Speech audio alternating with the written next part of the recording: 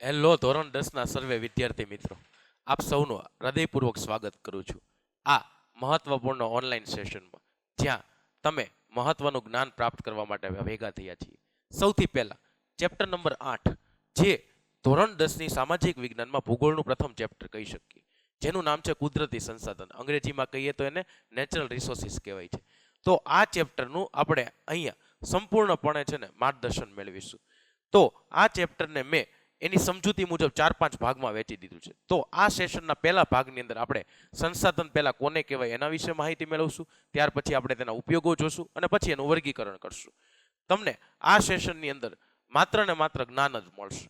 બીજી કોઈ પણ પ્રકારની છે નકારાત્મક વાતો નહીં, વધારાની વાતો નહીં, અને કન્ટેન્ટ ઉપર પૂરો ભાર મૂકવામાં આવે છે. આપ સૌને એ ખાતરી આપું છું, જો તમે આ સેશનમાં શરૂઆતથી લઈને અંત સુધી જોડાયેલા રહ્યા તો તમારે બધા જેટલા ડાઉટ હશે એ બધા સોલ્વ થઈ જશે. આપણે સેશનની શરૂઆત કરીએ છીએ. તો ચેપ્ટર નંબર 8 તમારી ધોરણ સામાજિક વિજ્ઞાન છે 10મા ચોપડીમાં આપ્યું છે. ચેપ્ટર નંબર 8 પણ ભૂગોળનું પહેલું ચેપ્ટર કહી શકીએ, જેનું નામ છે કુદરતી સંસાધન. અને આ પ્રકરણની અંદર આપણે કેટલો અભ્યાસ કરશું તે પહેલા માહિતી મેળવી લઈ. તો સૌથી પહેલા આ ચેપ્ટરમાં મેં બોર્ડની પરીક્ષા માટે તમને સંપૂર્ણ એક સમજૂતી મળે અને એનું વિશ્લેષણ થઈ એક માર્ગદર્શિકા બનાવી દીધી છે. મૂળ આપણા બધાનો હેતુ એ જ છે કે બોર્ડની પરીક્ષામાં તમારે સારા માર્ક આવે, તમે બેસ્ટ સ્કોર કરો. તો એના માટે આ પીપીટી બનાવવામાં આવી છે. આ ખાસ કરીને તમને સીએમ સરની છે ખાસ શોર્ટકટ ટેકનિકો આ ચેપ્ટરની અંદર જોવા મળશે. તમને સરળતાથી યાદ રહી જાય એવી ટ્રીકો પણ મૂકેલી છે, અને જટિલ મુદ્દાઓ છે એની સરળ યાદી બનાવી દીધી છે.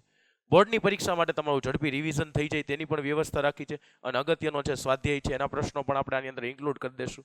તો આપણે શરૂઆત કરીએ ચેપ્ટરની, જેનું નામ છે કુદરતી સંસાધનો. આપણે સૌ જાણીએ છીએ કે સંસાધન છે એના બે પ્રકાર પડે, કુદરતી પણ હોઈ શકે અને માનવ સર્જિત પણ હોઈ શકે, પણ ચેપ્ટરનું નામ જ છે કુદરતી સંસાધનો.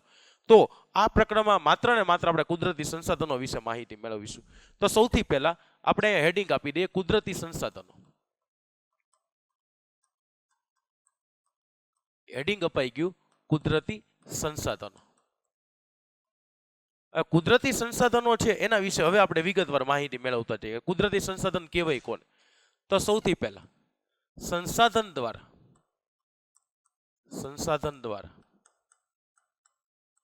માનવીની જરૂરિયાત, સંસાધન દ્વારા માનવીની જરૂરિયાત સંપૂર્ણપણે અથવા મહદ અંશે પૂર્ણ કરી શકાય. આ સંસાધનની ખાસિયત છે. કાં થોડા ઘણા અંશે કાં સંપૂર્ણ રીતે માણસની જરૂરિયાત પૂર્ણ કરી શકે એને આપણે સંસાધન કહીએ છીએ. પરંતુ હવે મેન વસ્તુ આવી, કુદરતમાં હજારો તત્વો પડેલા છે.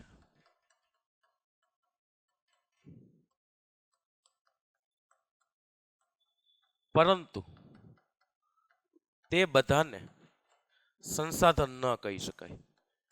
તે બધાને સંસાધન ન કહી શકાય. આપણા નેચરની અંદર 1000 એલિમેન્ટ છે. આ બધા એલિમેન્ટ છે એમાંથી કોઈને રિસોર્સિસ ન કહી શકાય. રિસોર્સિસ કેવું હોય તેના માટેની ટર્મ્સ એન્ડ કન્ડિશન છે એને આપણે ફોલો કરવી પડે. આપણા કુદરતની અંદર હજારો તત્વો છે પણ બધાને આપણે સંસાધન નથી કહેતા. શું કરવા સંસાધન ન કહીએ, બસ એ આપણે વિગતો સમજવાની છે. તો સૌથી પહેલા સંસાધનની ટૂંકી વ્યાખ્યા સમજવી હોય તો માનવીની વિશિષ્ટ બુદ્ધિ પ્રતિભા, માનવીની વિશિષ્ટ બુદ્ધિ પ્રતિભા અથવા કૌશલ્ય દ્વારા ઉપયોગમાં લેવાય તેને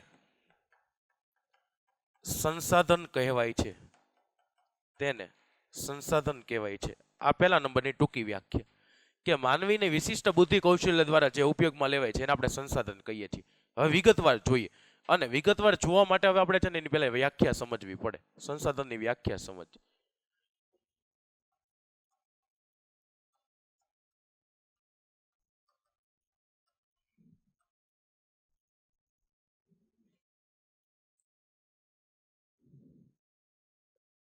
અને આ વ્યાખ્યા છે ને એને 3 ભાગમાં વહેંચી દેવાની, 3 પાર્ટમાં વહેંચણી.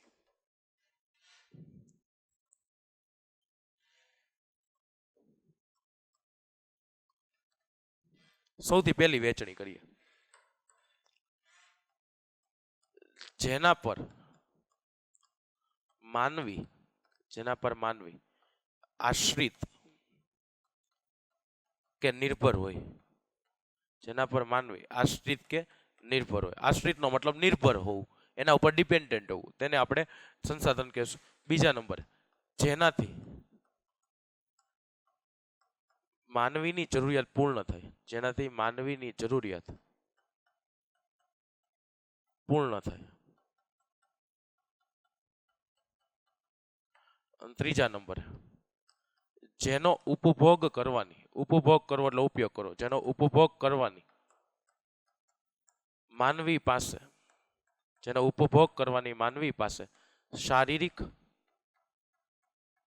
કે બૌદ્ધિક ક્ષમતા હોય, શારીરિક કે બૌદ્ધિક ક્ષમતા હોય. 3 શરતો કીધી. પહેલા નંબરે જેના પર માનવી આશ્રિત કે નિર્ભર હોય, બીજા નંબરે જેમાંથી માણસની જરૂરિયાત પૂર્ણ થતી હોય, અને ત્રીજું જેનો ઉપભોગ કરવાની એટલે ઉપયોગ કરવાની માણસ પાસે શારીરિક કે બૌદ્ધિક ક્ષમતા હોય, એને સંસાધન કહી શકાય. એટલે આ 3 શરતોનું પાલન થતું હોય તો એ સંસાધન કહેવાય, બાકી ન કહેવાય. એનું ઉદાહરણ હમણાં આપણે સમજીએ. તો આપણે એવું કહી શકાય કે જેનાથી માનવીની જરૂરિયાતો પૂર્ણ થતી હોય, જેનાથી માનવીની જરૂરિયાતો પૂર્ણ થતી હોય, તે તત્વ સંસાધન બને છે, તે તત્વ સંસાધન બને છે. આવું શું કરવા લખ્યું? કારણ કે છેલ્લે સુધી બધી જરૂરિયાતની જ વાત આવે. સૌથી પહેલું વાક્ય લખ્યું ને એમાં જો સંસાધન દ્વારા માનવીની જરૂરિયાત સંપૂર્ણ અથવા મહદઅંશે પૂરી થાય. મૂળ વાત તો જરૂરિયાતની જ છે. તો જેમાંથી માણસની જરૂરિયાત પૂર્ણ થતી હોય તેને આપણે અહીંયા સંસાધન કહી શકીએ. પણ 3 શરતોનું પાલન કરવાનું, જેના પર માનવી આશ્રિત કે નિર્ભર હોય, જેનાથી માણસની જરૂરિયાત પૂર્ણ થતી હોય, તેનો ઉપભોગ કરવાની શારીરિક કે બૌદ્ધિક ક્ષમતા હોય. આ વ્યાખ્યા ખાસ પાકી કરવાની. આખી વ્યાખ્યા છે મેં એને 3 ભાગમાં ડિવાઈડ કરી. તમારે આખું સંપૂર્ણ જ લખવાનું. આ સમજૂતી માટે છે. હવે આગળ કઈ છે, હવે એનું એક ઉદાહરણ સમજી લઈએ આપણે. વર્ષો પહેલા આદિમાનવ માટે જમીનમાં દટાયેલ ખનિજ તત્વો તેના માટે સંસાધન નહોતા. કારણ કે તેનો ઉપયોગ અને જરૂરિયાત કેમ પૂરી કરવી તેના વિશેને ખ્યાલ ન હતો.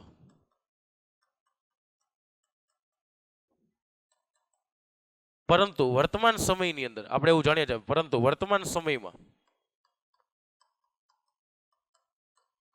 વર્તમાન સમયમાં ટેકનોલોજી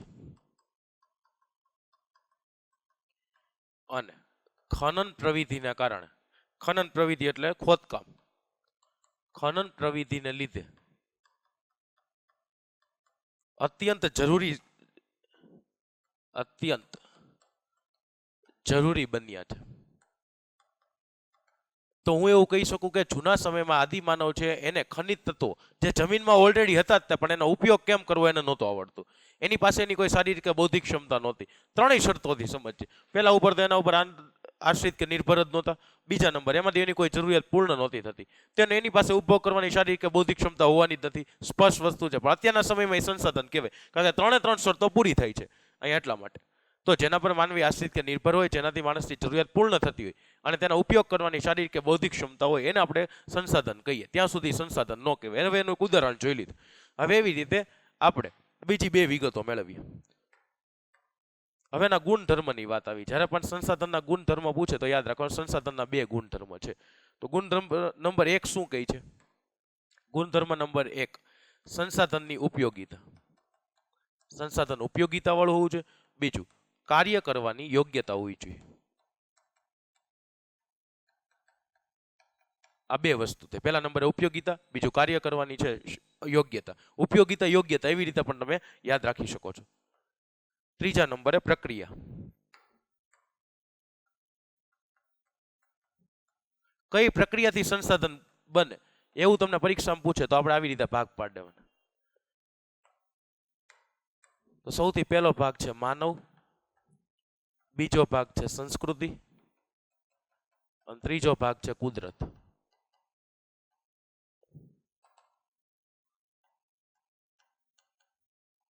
તો આ ત્રણેયની પરસ્પર પ્રક્રિયાથી જ તે સંસાધન બને, જેમાં માનવી, સંસ્કૃતિ અને કુદરત ત્રણેય આવી ગયું. કુદરત હશે તો માનવ છે, માનવ છે તો સંસ્કૃતિ છે. તો આ ત્રણેયની પ્રક્રિયાથી જ તે જે બને છે એને આપણે સંસાધન કહીએ છીએ, પરસ્પર પ્રક્રિયાથી બને છે. તો આપણે કેટલી વિગતો જોઈએ. સૌથી પહેલા આપણે એવું જોયું, સંસાધનને કારણે છે માનવીની જરૂરિયાતને સંપૂર્ણ અથવા મહદઅંશે પૂર્ણ કરી શકાય છે. કુદરતમાં હજારો તત્વો છે, પરંતુ આપણે બધાને સંસાધન કહેતા નથી, કારણ કે સંસાધન એને જ કહેવાય જ્યારે માનવી પોતાના વિશિષ્ટ બુદ્ધિ કૌશલ્ય દ્વારા તેનો ઉપયોગ થઈ શકે છે. મુખ્ય વ્યાખ્યા આપણે એવી જોઈએ જેના પર માનવી આશ્રિત કે નિર્ભર હોય, જેનાથી માણસની જરૂરિયાત પૂર્ણ થતી હોય અને તેનો ઉપયોગ કરવાની શારીરિક કે બૌદ્ધિક ક્ષમતા હોય. પછી જેનાથી માણસની જરૂરિયાત પૂર્ણ થતી હોય એને આપણે સંસાધન તરીકે ગણીએ છીએ. એક ઉદાહરણ લીધું, જૂના સમયમાં આદિમાનવ માટે ખનિજ તત્વો છે એ સંસાધન નહોતા, પણ અત્યારના સમયમાં આપણી છે મૂળભૂત જરૂરિયાત બની ગઈ છે. આ ઉપરાંત આપણે બે ગુણધર્મો જોઈએ, ઉપયોગિતા અને કાર્ય કરવાની યોગ્યતા. પ્રક્રિયા, ત્રણ પ્રક્રિયાથી સંસાધન બને છે, માનવ, કુદરત અને સંસ્કૃતિ. આટલી વિગતો આપણે યાદ રાખશું. તમે આની નોટ્સ બનાવતા હોય તો હારવાલ તમે આનો સ્ક્રીનશોટ પાડી શકો છો, જેના લીધે આ યાદ રાખવું છે ખૂબ સરળ બની જાય છે. ચાલો ત્યારબાદનો હવે આપણે ટોપિક જોઈએ. પહેલા નંબરે આપણે એવું જોયું સંસાધન કહેવાય કોને, કે સંસાધનની આખી સંપૂર્ણ વ્યાખ્યા જોઈએ. હવે તેના ઉપયોગો વિશે માહિતી મેળવી. થોડીક વાર માટે આપણે એવું જાણીએ છીએ કે ભાઈ સંસાધનની વ્યાખ્યા વહી ગઈ, પણ વ્યાખ્યા મોઢે થઈ જવી જોઈએ, જેના પર માનવી આશ્રિત કે નિર્ભર હોય, જેનાથી માણસની જરૂરિયાતો પૂર્ણ થતી હોય અને જેનો ઉપયોગ કરવાની માણસ પાસે શારીરિક કે બૌદ્ધિક ક્ષમતા હોવી જોઈએ. આ વ્યાખ્યા યાદ રહેવી જોઈએ. આ બેઝ છે. બેઝ જેટલો ક્લિયર હશે એટલું ચેપ્ટર ભણવાની આગળ વધારે મજા આવશે. તો ચાલો બીજા નંબરે હવે આપણે એક ટોપિક જોઈએ, એને નામ આપી દીધા સંસાધનના ઉપયોગો. સંસાધનના ઉપયોગો. બાળકો, સંસાધનના ત્રણ ઉપયોગો છે.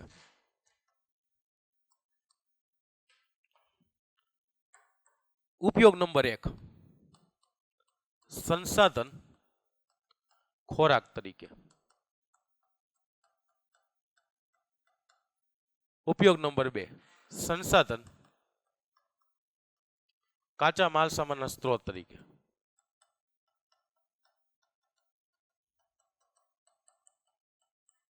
અને ત્રીજા નંબરનો ઉપયોગ થશે સંસાધન શક્તિ સંસાધન તરીકે.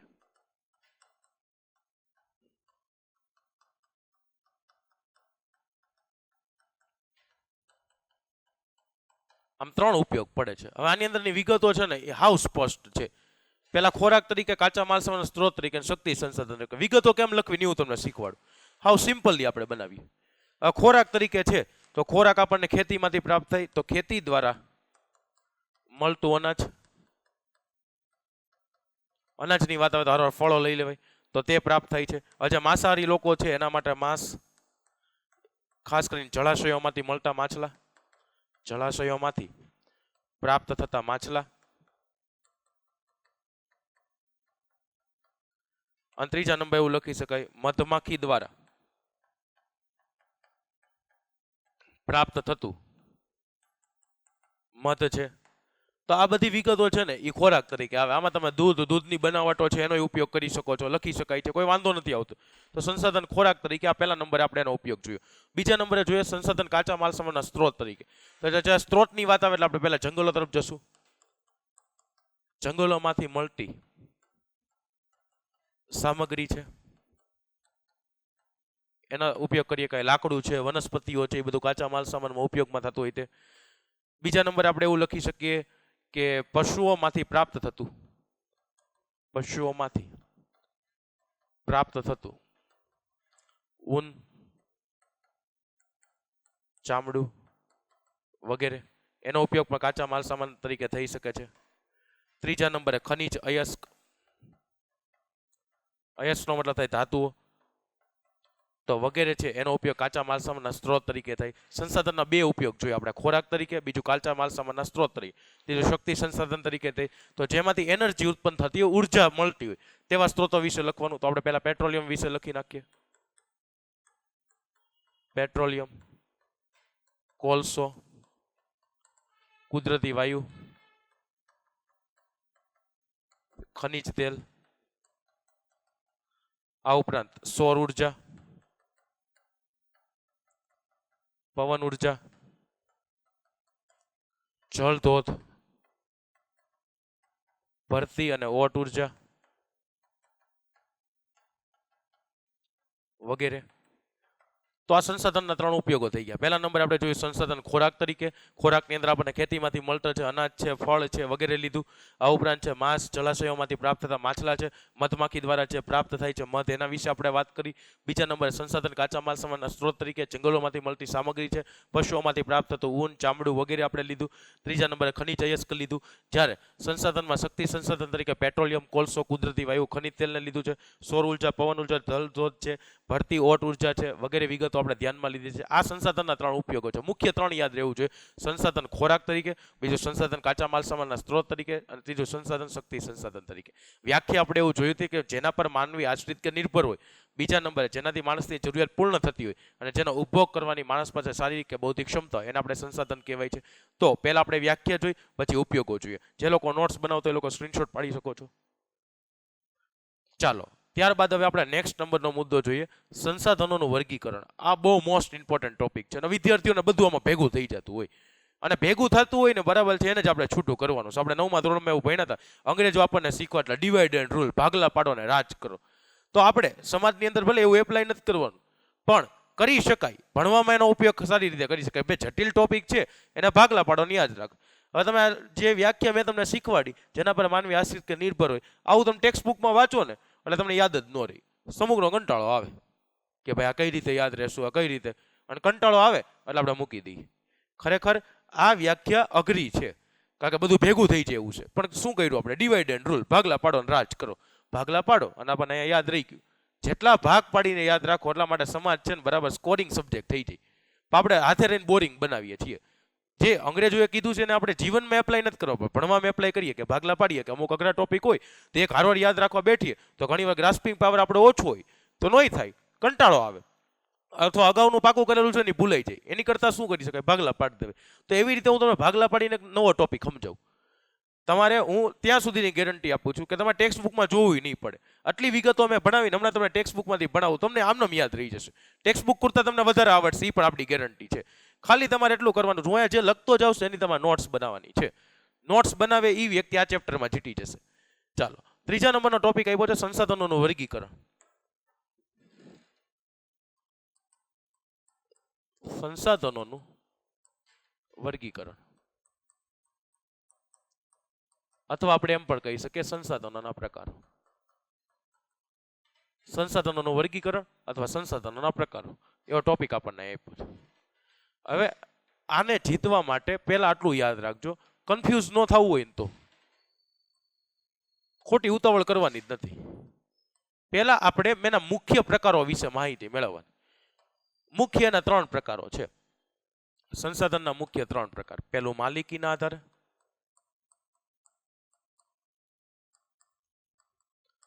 બીજું વિતરણને આધારે,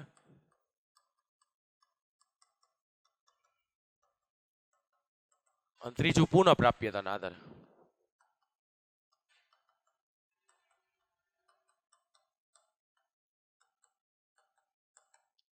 તો મુખ્ય ત્રણ પ્રકાર યાદ રાખવાના. પહેલા નંબરે માલિકી, બીજા નંબરે વિતરણ, ત્રીજો નંબરે છે પુનઃપ્રાપ્યતાના આધારે. હવે આને કઈ રીતે જીતી શકાય? તો આને જીતવા માટેનો સિમ્પલ રસ્તો હું તમને બતાવું. આમાં ત્રણ ભાગ પાડી દેવાના. ભાગ નંબર એ, ભાગ નંબર બી અને ભાગ નંબર સી. હું ઉદાહરણ આપીશ, સમજૂતી તમને જાતે આવડી જશે જો ટ્રાય કરીએ. સૌથી પહેલા નંબરે કહે છે વ્યક્તિગત સંસાધન. આ પહેલા નંબરે મેં ટોપિક લખ્યો વ્યક્તિગત સંસાધન. બીજા નંબરનો ટોપિક બનાવું રાષ્ટ્રીય સંસાધન.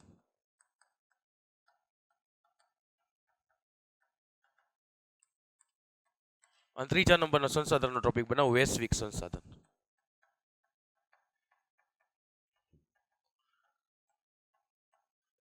થોડુંક વિગતવાર જોયું એટલે તમને આઈડિયા આવતો જાય. હવે તમે સમજો, વ્યક્તિગત સંસાધન એટલે માલિકી કોની હોય? વ્યક્તિ કા પરિવારની માલિકી હોય, એ બધું વ્યક્તિગત સંસાધનમાં આવે. તો જે પરિવાર અથવા વ્યક્તિની માલિકીનું હોય એ બધું વ્યક્તિગત સંસાધનની અંદર આવે.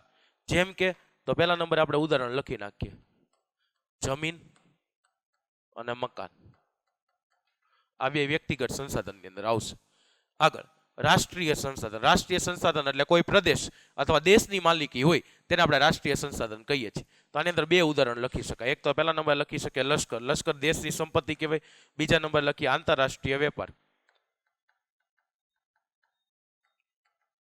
આંતરરાષ્ટ્રીય વેપાર, બે દેશો વચ્ચેનો વેપાર થતો હોય ને આપણે આંતરરાષ્ટ્રીય વેપાર કહેવાય. આંતરરાષ્ટ્રીય વેપારથી દેશને બહુ લાભ થાય. બીજી બધી વિદેશની વસ્તુઓ છે દેશના બધા રાજ્યો સુધી પહોંચાડી શકાય, તો એ એક પ્રકારનું સંસાધન જ છે. વ્યક્તિગતમાં જમીન મકાન જોયું, જ્યાં પરિવારની માલિકી હોય. બીજા નંબરે જોઈએ રાષ્ટ્રીય સંસાધન, જેમાં કોઈ પ્રદેશ કે દેશની માલિકી હોય. હવે વૈશ્વિક સંસાધન છે, આને થોડુંક વિગતવાર સમજાવું. વૈશ્વિક સંસાધનમાં ઉદાહરણ શું લખી શકાય? તો ઉદાહરણ એવી રીતે બનાવાય, વિશ્વની માલિકીના,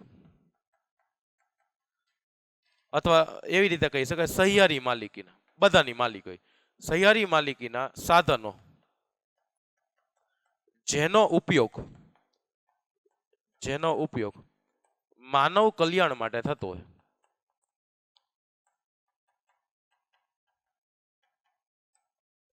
વિશ્વની માલિકીના એવા સંસાધનો, બધાની સહિયારી માલિકી છે, અને એવા સંસાધનો જેનો ઉપયોગ છે માનવ કલ્યાણ માટે થતો હોય, માણસોના કલ્યાણ માટે થતો હોય. એક એનું ઉદાહરણ આપું, એમેઝોન રેન ફોરેસ્ટ. આ દુનિયાનું સૌથી મોટું જંગલ આપણે કહેતા હતા, એમેઝોન રેન ફોરેસ્ટ કહી શકાય. કેટલા બધા દેશો છે ને એ ઓક્સિજન પૂરો પાડે છે, તો કોઈ એક દેશની માલિકી નથી એમેઝોન ઉપર, તેમ છતાં બધા લોકોની ઓક્સિજન પૂરો પાડે છે, વનસ્પતિઓનો ઉપયોગ કરે છે. આ ઉપરાંત એના છે વનસ્પતિમાંથી દવાઓ બનાવવામાં આવે છે, તો એનો બધા લોકોને લાભ મળે છે. તો વિશ્વની સહિયારી માલિકીને એવા સંસાધન જેનો ઉપયોગ છે માનવ કલ્યાણ માટે થવો જોઈએ. આ શરત યાદ રાખવાની. તો માલિકીની દ્રષ્ટિએ 3 પ્રકાર જોઈએ, વ્યક્તિગત, રાષ્ટ્રીય, વૈશ્વિક સંસાધનો. ચાલો બીજા નંબરનો ટોપિક હવે આપણે જોઈએ વિતરણના આધારે. હવે આ બધું ભેગું ન થઈ જાય એટલા માટે મેં કાને છે ને ભાગ પાડી દીધા. આપણે ત્રણેય અલગ અલગ લખશું એટલે તમને યાદ રહી જશે, બધું ભેગું ન થાય. તો સૌથી પહેલા કઈ છે વિતરણના આધારે.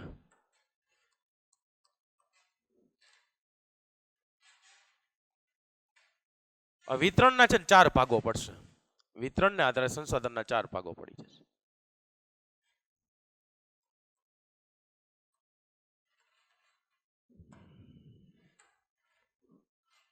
પહેલા નંબરે નામ છે નું છે સર્વ સુલભ સંસાધન. બીજા નંબરે નામ છે સામાન્ય સુલભ સંસાધન.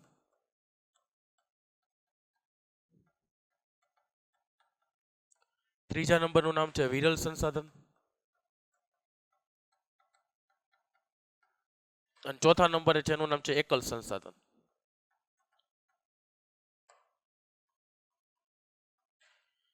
હવે આ ચારેયને કેવી રીતે ક્રેક કરી શકાય? આ ચારેયને ક્રેક કરવા માટેના ઉદાહરણો પાકા કરવા. સર્વ સુલભ એટલે વાતાવરણમાં ઉપયોગી રહેલા વાયુ. તો 2 વાયુના નામ લખી નખાય, ઓક્સિજન અને નાઇટ્રોજન.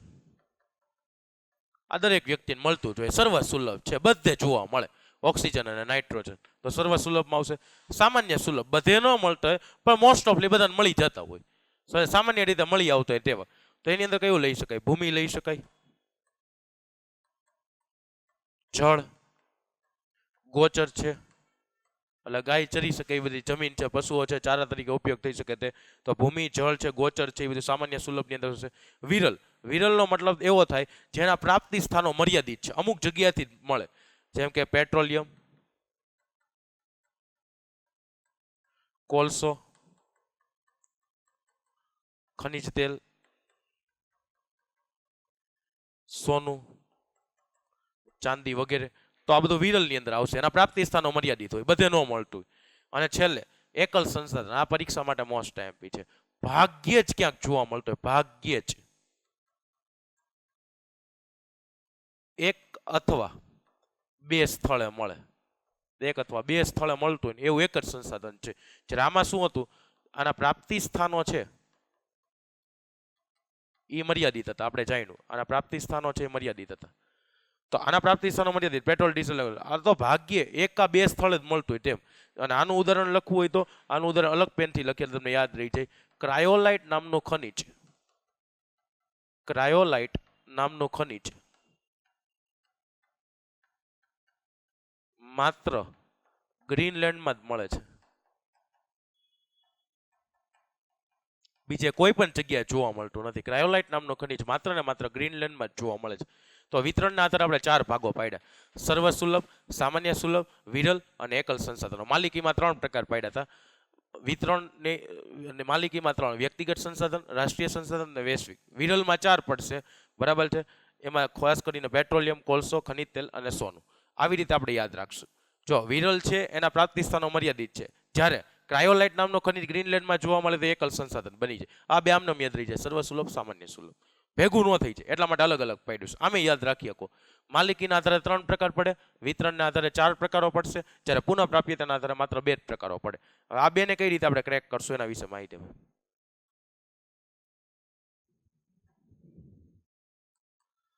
તો સૌથી પહેલા આપણે લખીએ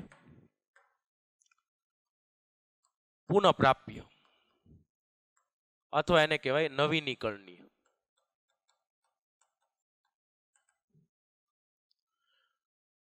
તો આમાં શું લખી શકાય? એક તો અખૂટ હોય છે અને વપરાશી હિસ્સાની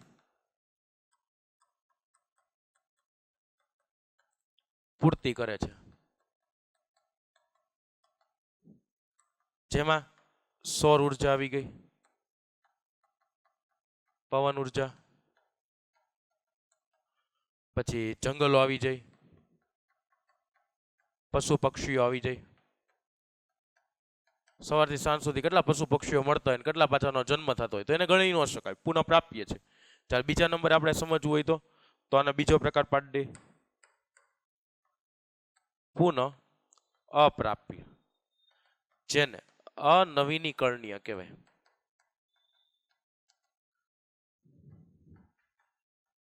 તો આની અંદર શું લખી શકીએ? એક તો મર્યાદિત છે,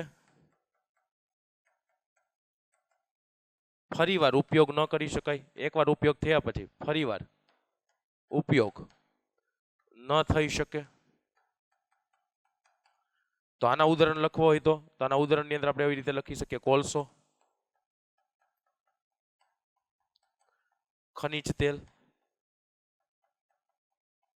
વગેરે.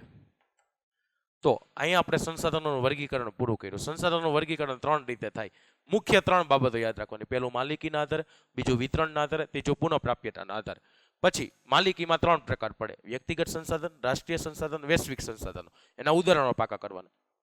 વિતરણને આધારે 4 પ્રકાર: સર્વસુલભ, સામાન્ય સુલભ, વિરલ અને એકલ. પુનઃપ્રાપ્યતાના આધારે 2: નવીનીકરણીય અને અનવીનીકરણીય. આટલી વિગતો આપણે માહિતી મેળવી. હવે તમે પેલા અહીંયા વિતરણ છે એના આધારે આપણે ભાગ પાડ્યા ને એનો આખો સ્ક્રીનશોટ પાડી લ્યો, પછી આપણે આગળ જોઈએ. ચાલો હવે આટલા સેશન સુધીમાં આપણે આટલી વિગતો જોઈ. પહેલા સંસાધન કોને કહેવાય એના વિશે માહિતી મેળવી, એની વ્યાખ્યા જોઈ દઈ. જેના પર માનવી આશ્રિત કે નિર્ભર હોય, જેનાથી માણસની જરૂરિયાતો પૂર્ણ થતી હોય અને જેનો ઉપયોગ કરવાની માણસ પાસે શારીરિક કે બૌદ્ધિક ક્ષમતા હોય એને આપણે સંસાધન કહીએ છીએ. 3 ઉપયોગો જોયા હતા: સંસાધન ખોરાક તરીકે, સંસાધન કાચા માલ સામાનના સ્ત્રોત તરીકે, સંસાધન શક્તિ સંસાધન તરીકે. ત્યારબાદ આપણે એના 3 પ્રકાર પાડ્યા: માલિકીના આધારે, વિતરણના આધારે, પુનઃપ્રાપ્યતાના આધારે. માલિકીમાં 3: વ્યક્તિગત, રાષ્ટ્રીય, વૈશ્વિક. જ્યારે વિતરણમાં 4: સર્વસુલભ, સામાન્ય સુલભ, વિરલ અને એકલ. પુનઃપ્રાપ્યતાના આધારે 2 પ્રકાર છે: પુનઃપ્રાપ્ય છે અને પુનઃ અપ્રાપ્ય છે. ચાલો હવે આપણે તમારી ટેક્સ્ટ બુકમાં આપ્યું છે એવી રીતે વિગતવાર જોઈએ અને તમને ખ્યાલ આવશે. જે લોકોએ મારી આરો નોટ્સ બનાવી હશે તેમજ યાદ રાખ્યું હશે એના માટે એક આ રિવિઝન સેશન થશે. જે ભણ્યા ને એ આખું આનું રિવિઝન હાલતું હોય ને એને જેવું લાગશે તમને. પહેલું વાક્ય મેં એવું લખ્યું હતું: સંસાધન એટલે શું? હવે એમાં શું કહે છે? સંસાધન દ્વારા માનવીની જરૂરિયાતો થોડા ઘણા અંશે અથવા પૂરેપૂરી રીતે સંતોષી શકાય. રિવિઝન થાય છે. મેં એવું કીધું જે વ્યક્તિઓ લખતા હશે મારી હારોર, નોટ્સ બનાવતા હશે, સમજતા હશે, અને આ રિવિઝન છે, એ જ બેઠી વિગતો લખેલી છે. જો એવું કુદરતમાં હજારો તત્વો પડેલા છે પણ આપણે બધાને સંસાધન કહેતા નથી. આવા તત્વો સંસાધન ત્યારે જ કહેવાય જ્યારે માનવીના વિશિષ્ટ જ્ઞાન કૌશલ્ય દ્વારા તેનો ઉપયોગમાં લેવાય. આ પહેલા નંબરની વ્યાખ્યા. હવે આ બીજા નંબરની વ્યાખ્યા છે, મોસ્ટ આઈએમપી છે. મોસ્ટ આઈએમપી વ્યાખ્યા છે બીજા નંબરની. આને મેં 3 ભાગ કરીને યાદ રખાવી. જે વસ્તુ એટલે જેના પર માનવી આશ્રિત કે નિર્ભર હોય, પહેલો ભાગ જેનાથી મનુષ્યની જરૂરિયાતો પૂર્ણ થતી હોય, ત્રીજા નંબર માનવી પાસે તેનો ઉપભોગ કરવાની શારીરિક કે બૌદ્ધિક ક્ષમતા હોય. આટલી અઘરી વ્યાખ્યા નહીં, આપણે યાદ રાખી લીધી ભાગ પાડીને. આ મુજબ કોઈ પણ વસ્તુ જેનાથી માણસની જરૂરિયાત પૂર્ણ થાય ત્યારે એ સંસાધન બની જાય છે. આગળ કઈ છે? પ્રાચીન સમયમાં જમીનમાં દટાયેલા ખનિજો છે એની માણસને જાણકારી નહોતી ત્યારે એના માટે સંસાધન નહોતા, પરંતુ આજે તેની ઉપયોગિતા અને ખનન પ્રવિધિના કારણે વિકાસથી આપણને અત્યંત જરૂરી બની ગયા છે. જેમ જેમ વિકાસ થતો ગયો તેમ આપણને ઉપયોગી બન્યા છે. અહીંયા સંસાધનના 2 ગુણધર્મ મેં તમને કીધા હતા: ઉપયોગિતા અને કાર્ય કરવાની યોગ્યતા છે. આમ કુદરત, માનવ અને સંસ્કૃતિ આ ત્રણેયની પરસ્પર પ્રક્રિયાથી છે સંસાધન બને છે. નોટ્સ બનાવી એ વ્યક્તિ જીતી ગયો. આ જેટલી વિગતો મેં લખાવી છે એ અહીંયા રિપીટ થયું છે. ચાલો આગળ કઈ છે સંસાધનના 3 ઉપયોગો છે અહીંયા આપ્યા છે એના વિશે આપણે વાત કરી નાખીએ. તો સંસાધનના 3 ઉપયોગો વિશે આપણે કીધું છે. માનવ જીવનમાં જે સંસાધનના મુખ્ય 3 પ્રકાર પાડી શકાય. પહેલો પ્રકાર કીધો સંસાધન ખોરાક તરીકે. તો ફળ, ખેતીના ખાદ્ય પાકો છે, દૂધ, માંસ, માછલા છે, મધમાખી દ્વારા બનાવેલ મધ છે, એનો ખાદ્ય સામગ્રી તરીકે ઉપયોગ થાય છે. તો પહેલા ખોરાકની અંદર આટલી વસ્તુ આપણે ભણ્યા. બીજું કાચા માલસામાનના સ્ત્રોત તરીકે. તો જંગલોની પેદાશ, ખેતીની સામગ્રી, પશુઓમાંથી પ્રાપ્ત થતું ઊન, ચામડું, ખનિજ, અયસ્ક વગેરે ઉદ્યોગોને કાચો માલ સામાન આપે છે. સાહેબ અહીં ઉદ્યોગની વાત કેમ આવી? કારણ કે જો ખેતીની પ્રવૃત્તિથી શરૂઆત કરો ઉદ્યોગ સુધીની તમામ પ્રવૃત્તિ છેવટે પ્રત્યક્ષ કે પરોક્ષ રીતે આધાર તો કુદરતી સંસાધન પર જ રાખવો પડે. એમાંથી જ આપણને ઉર્જાઓ પ્રાપ્ત થાય. એટલે નવો ટોપિક આવ્યો શક્તિ સંસાધન તરીકે. કોલસો, પેટ્રોલિયમ, કુદરતી વાયુ એનો બળતણ તરીકે વપરાશ થાય છે. સૂર્યપ્રકાશ, પવન, ભરતી ઓટ છે, જળધોધ છે, એના થકી પણ આપણે ઉર્જા પ્રાપ્ત કરી શકીએ છીએ. તો પહેલા નંબર આપણે સંસાધન કોને કહેવાય એ ભણ્યા. પછી 3 એના ઉપયોગો જોયા. હવે એનું વર્ગીકરણ જોઈએ. તો પહેલું વર્ગીકરણ છે માલિકીના આધારે. માલિકીના આધારે સંસાધનના 3 પ્રકાર: વ્યક્તિગત, રાષ્ટ્રીય, વૈશ્વિક. વ્યક્તિગતમાં કોઈ એક વ્યક્તિ કે પરિવારની માલિકી હોય, જમીન મકાન આવી ગયું એમાં. જ્યારે રાષ્ટ્રીયમાં શું આવશે? કોઈ પણ એક દેશ કે પ્રદેશની સાર્વજનિક સંપત્તિ છે. 2 ઉદાહરણો એ કીધા હતા, લશ્કર અને આંતરરાષ્ટ્રીય વેપાર. હવે તમને વૈશ્વિક એની મેળે આવડી ગયું છે કે સમગ્ર દુનિયાની ભૌતિક અને અભૌતિક સંપત્તિ જેનો માનવ કલ્યાણ માટે ઉપયોગ થતો હોય, વિશ્વની રાષ્ટ્રના બધા સહિયારી માલિકીના સંસાધન. આવી રીતે યાદ રાખ્યું. તો પહેલો ભાગ માલિકીના આધારે પૂરો કર્યો. હવે વિતરણના આધારે જેને યાદ રહી ગયું છે ને એને 4 મગજમાં પ્રકાર આવતા: સર્વસુલભ, સામાન્ય સુલભ, વિરલ અને એકલ. તો વિતરણના આધારે પહેલું છે સર્વસુલભ સંસાધન. વાતાવરણમાં ઉપયોગી રહેલા વાયુ ઓક્સિજન અને નાઇટ્રોજન છે. ચાલો બીજા નંબરે આપણે જોઈએ છે સામાન્ય સુલભ સંસાધનો. સામાન્ય રીતે આપણને મળી આવતા હોય તેમાં ભૂમિ, જમીન, જળ, ગોચર જેનો સમાવેશ થઈ શકે છે. વિરલ સંસાધનો જેના પ્રાપ્તિ સ્થાનો મર્યાદિત છે, અમુક જગ્યાથી જ મળે છે તેમાં કોલસો, પેટ્રોલિયમ, તાંબુ, સોનું, યુરેનિયમ વગેરે આવી ગયું. પરંતુ બાળકો મોસ્ટ આઈએમપી એમસીક્યુ જે પરીક્ષામાં વારંવાર પૂછાય છે, એકલ સંસાધન. દુનિયામાં ભાગ્યે 1 કે 2 સ્થળોએ મળી આવતું હોય ને એવું કોઈ સંસાધન હોય તો આપણે એને એકલ સંસાધન કહીએ છીએ. એમાં ખાસ આપણે યાદ રાખવાનું ક્રાયોલાઇટ નામનું ખનિજ એ માત્ર આપણને ગ્રીનલેન્ડમાંથી જ મળે છે. 2 પ્રકારો આપણે સંસાધનના જોયા વર્ગીકરણના આધારે. માલિકીના આધારે જોયું, વિતરણના આધારે જોયું. ત્રીજો પ્રકાર જોઈએ પુનઃપ્રાપ્યતાના આધારે. પુનઃપ્રાપ્યતાના આધારે 2 પ્રકાર હતા, નવીનીકરણીય અને અનવીનીકરણીય સંસાધનો. નવીનીકરણીય રિન્યુએબલ કહેવાય. રિન્યુએબલનો મતલબ શું થયો? કેટલાક સંસાધનો પોતાની મેળે જ તે ચોક્કસ સમયમાં છે વપરાશ હિસ્સાની પૂર્તિ કરે છે જે અખૂટ હોય છે. જેમાં જંગલો, સૂર્યપ્રકાશ, પશુ પક્ષીઓ બધું આવી ગયું, અખૂટ છે એટલા માટે. જ્યારે અનવીનીકરણીય સંસાધનો જેને નોન રિન્યુએબલ કહેવાય, જે સંસાધનો એકવાર વપરાયા પછી ફરીવાર પુનઃ ઉપયોગમાં લઈ શકતા નથી બનાવી શકાતા. તો એની અંદર ખનિજ કોલસો છે, પેટ્રોલિયમ છે, કુદરતી વાયુ છે, એનો સમાવેશ થાય છે. તો આ સેશનની અંદર આપણે 3 વિગતો જોઈ. સંસાધન એટલે શું, એની વ્યાખ્યા, આ ઉપરાંત તેના ઉપયોગો વિશે માહિતી મેળવી અને એનું વર્ગીકરણ જોયું. તમે લોકો આ ચેપ્ટરની નોટ્સ વિગતવાર બનાવો પ્લસ એનું રિવિઝન કરો એટલે આટલો પાયો તમારો મજબૂત બનશે. નેક્સ્ટ સેશનની અંદર મળશું એટલે આપણે આગળની વિગતો મેળવશું, સંસાધનનું આયોજન, સંરક્ષણ એના વિશે માહિતી મેળવશું. આઈ હોપ કે તમને આ સેશનની અંદર મજા આવી હશે અને બધું વિગતવાર સમજાણું હશે. નેક્સ્ટ સેશનમાં મળશું ત્યારે આપણે આગળની વિગતો જોશું. ત્યાં સુધી આપ સૌને જય હિન્દ, જય ભારત. મળશું આપણે નેક્સ્ટ લેક્ચરમાં.